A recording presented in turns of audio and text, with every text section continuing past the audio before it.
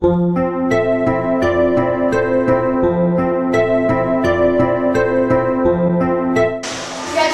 Miss Raquel, you're about 5 weeks pregnant.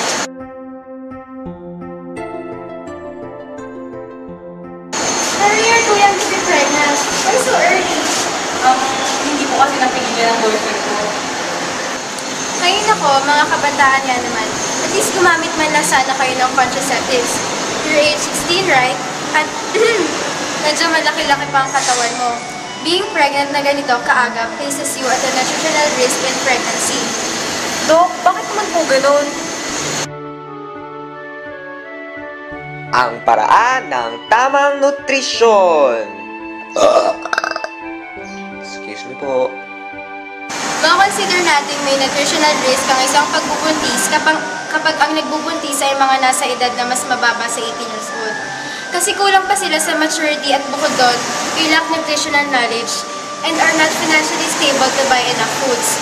Ang pagiging overweight or underweight ay delikado rin sa pagbubuntis kasi nakikihati sa pagkain ang baby sa sinapupunan. Bukod doon, kasama din sa mga nutritionally at risk ang mga nanay na may multiple fetuses, mga vegetarian, yung mga lactose intolerant, at yung mga sobra o kinulang sa pagtimbang habang nagbubuntis.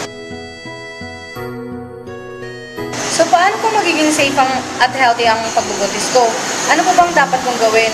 Kailangan ko pa bang kumain ng 2 beses mas marami pa sa aking baby? Hindi, that's one of the most common misperception about nutrition and pregnancy. In fact, that is way too unhealthy. Baka sumobra pa ang weight gain mo at makasama sa baby. Aside from that, you might put yourself into a lot of complications. I would advise you to avoid alcohol, cigarette smoking, and caffeinated drinks.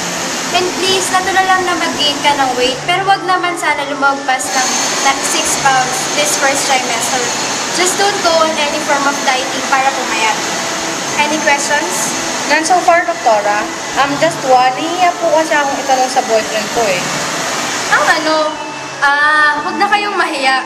Marami na rin mag-asawa na nagtanong sa akin kung makakasama bang sex sa pagbubuntis. Okay lang naman ito, pero hanggang late pregnancy lang ha. Hindi po yun, Dok. Pinapatanong niya po kung pwede daw po ba akong pumasok sa school.